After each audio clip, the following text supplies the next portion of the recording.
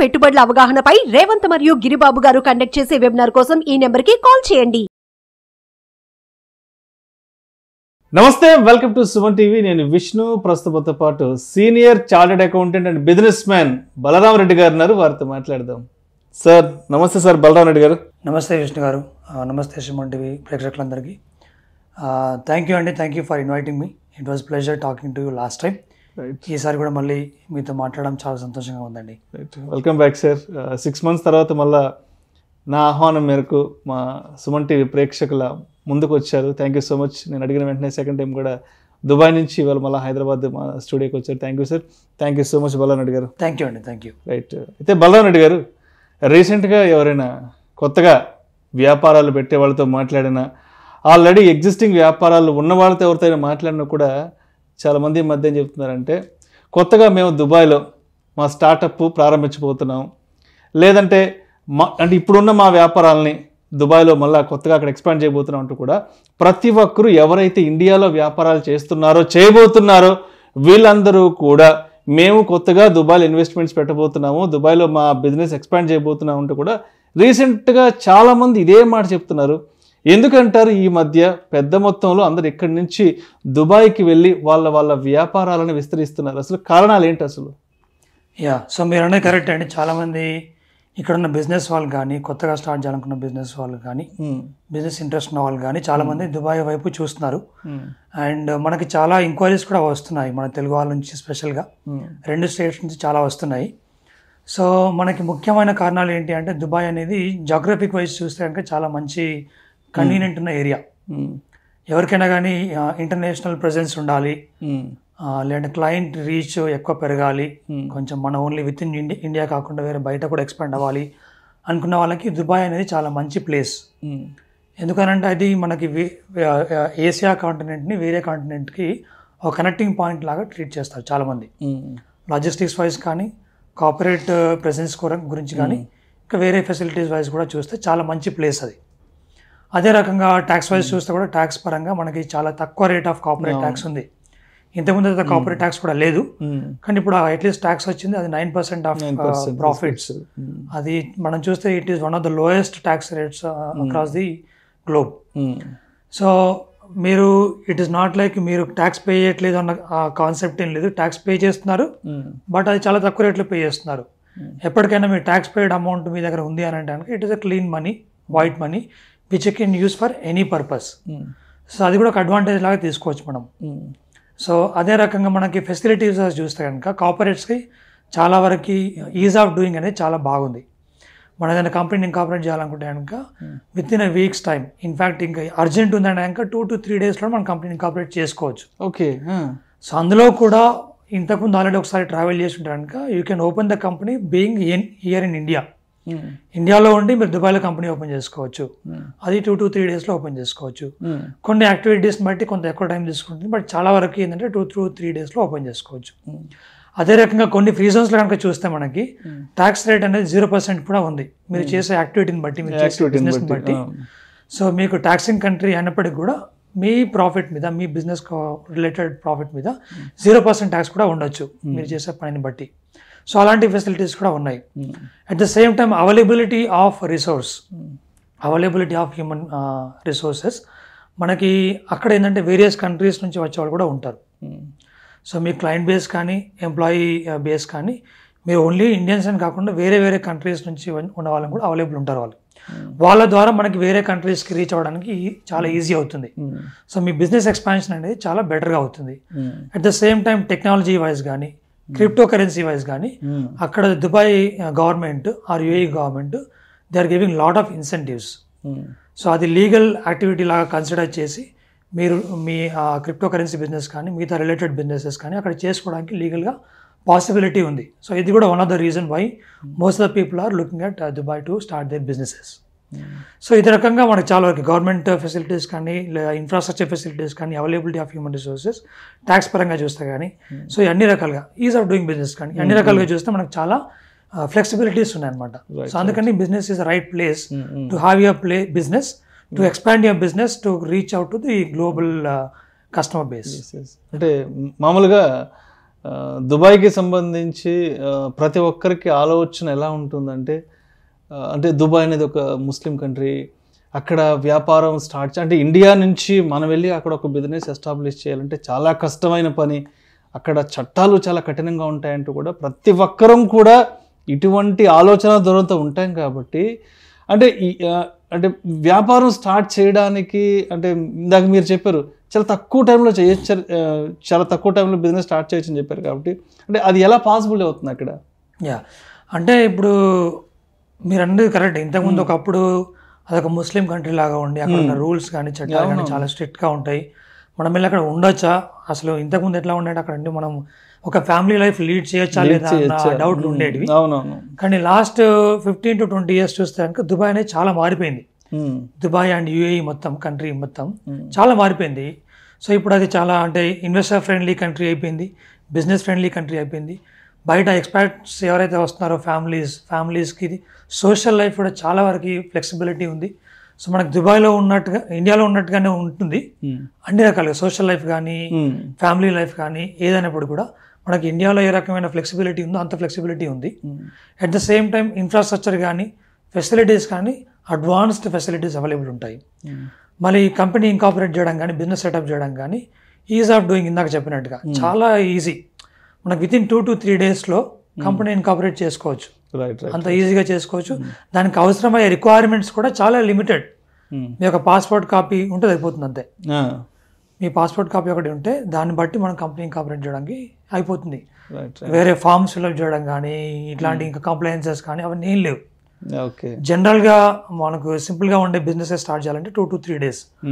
కొన్ని కంపెనీస్ కొన్ని యాక్టివిటీస్ ఒకవేళ వాళ్ళు చేసే యాక్టివిటీని బట్టి వేర్ హౌసింగ్ కానీ లేదా ఒక షాప్, షోరూమ్, రెస్టారెంట్ అట్లాంటివి పెట్టాలనుకుంటే కనుక అప్పుడు ఆ ఫెసిలిటీస్ని మనం క్రియేట్ చేసుకొని వాటన్నిటికీ ఇన్ఫ్రాస్ట్రక్చర్ రెడీ చేసుకొని మనం లైసెన్స్ తీసుకోవాలి.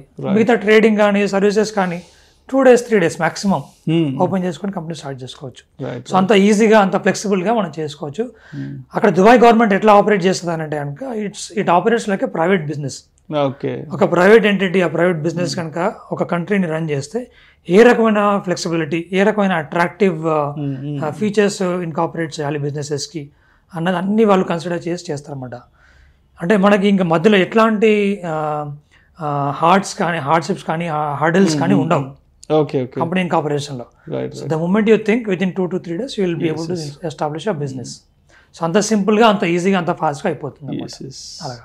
సో అయితే ఈ మధ్య కొంతమంది ఫ్రెండ్స్తో మాట్లాడాను, అంటే యూఎస్లోనో యూకేలోనో కెనడాలో సెటిల్ అయిన ఫ్రెండ్స్ ఫ్యామిలీ మెంబర్స్ ఎవరు ఉంటే వాళ్ళతో మాట్లాడితే వాళ్ళు ఈ మధ్య ఏం చెప్తున్నారంటే మేము త్వరలో యూఎస్ నుంచి దుబాయ్కి షిఫ్ట్ అయిపోదాం అనుకుంటున్నాము, లేదంటే కెనడా నుంచి దుబాయ్కి షిఫ్ట్ అయిపోదాం అనుకుంటున్నాం అంటూ కూడా చాలామంది యుఎస్, యూకే, కెనడా నుంచి దుబాయ్కి వెళ్ళిపోదాం అనుకుంటున్నారు. అంటే ఏంటి దుబాయ్లో ఉన్న అంటే అన్ని కంఫర్ట్స్ ఏమున్నాయి అసలు దుబాయ్లో, అంటే యూకే యుఎస్ని వదిలి దుబాయ్కి రావడానికి?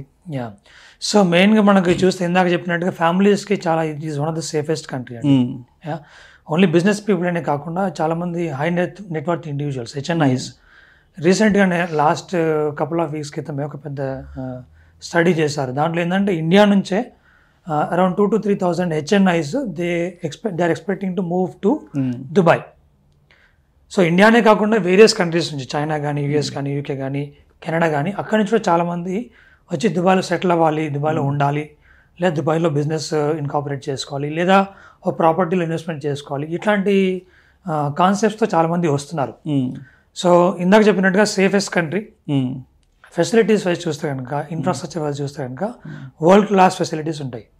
ఈవెన్ నేను లాస్ట్ టైం ఒకసారి యూఎస్ విజిట్ చేసినప్పుడు దుబాయ్తో పోలిస్తే కనుక యూఎస్లో కూడా దుబాయ్లో ఉన్నంత ఫెసిలిటీస్, ఆ ఇన్ఫ్రాస్ట్రక్చర్, ఆ అడ్వాన్స్మెంట్ అనేది లేదు.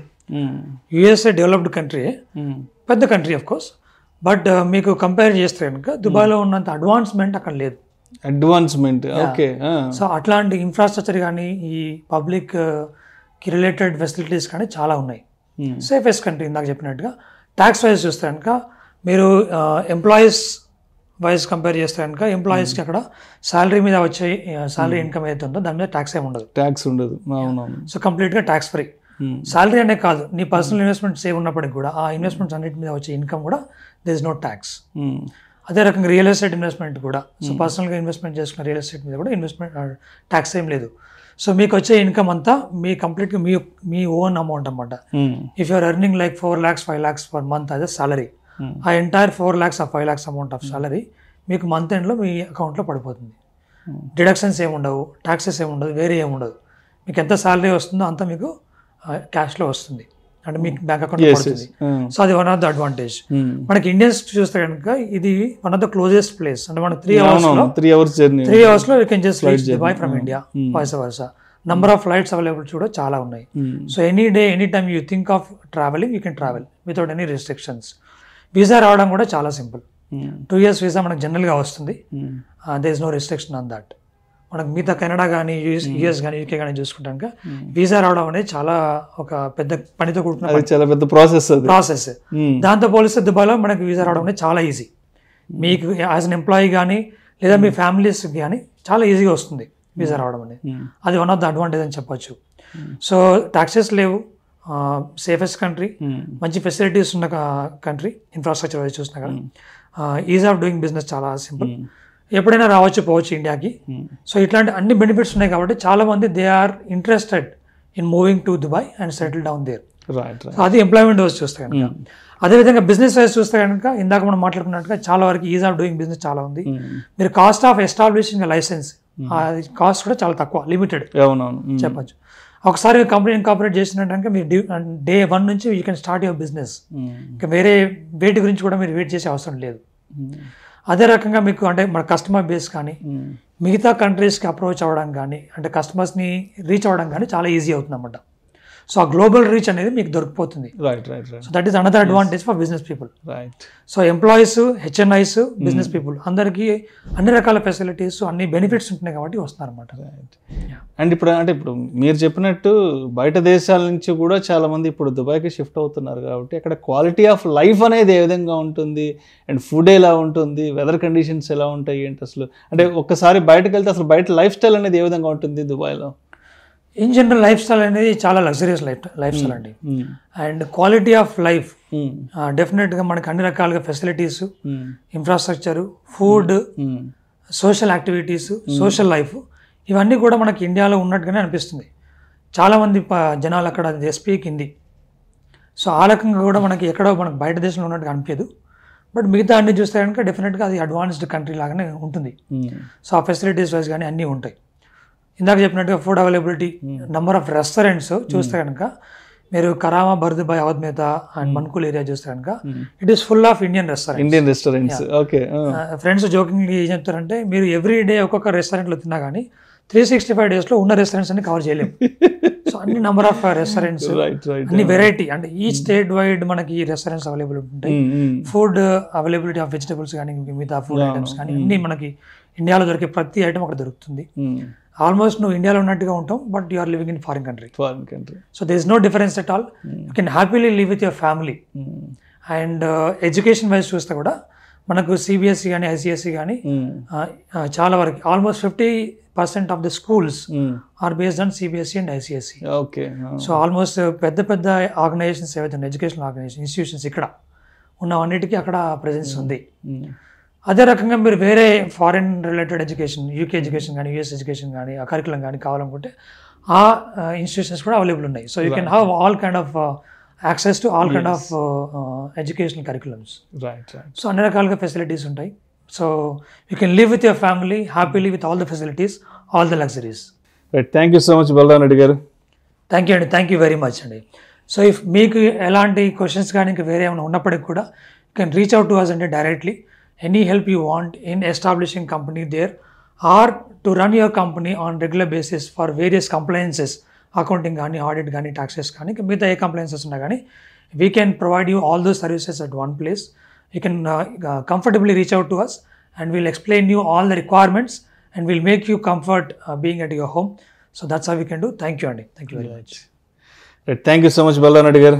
ఎందుకు ఈ మధ్య కాలంలో ఎక్కువగా పెద్ద మొత్తంలో అందరూ దుబాయ్కి వెళ్ళి సెటిల్ అవుతున్నారు. అదేవిధంగా దుబాయ్లో వ్యాపారాలని ఎక్స్టెన్షన్ చేయాలి అంటే అక్కడ మరి గవర్నమెంట్ వైపు నుంచి ఎటువంటి పాలసీస్ ఉంటాయనే దాని గురించి చాలా చక్కగా మీ అనాలిసిస్ తెలుగులోనే మన ఆడియన్స్కి అందించారు. Thank you so much sir. Thank you అండి, thank you very much. Suman టీవీలో మీ పర్సనల్ అండ్ బిజినెస్ ప్రమోషన్స్ కోసం కింది నెంబర్కి కాంటాక్ట్ చేయండి.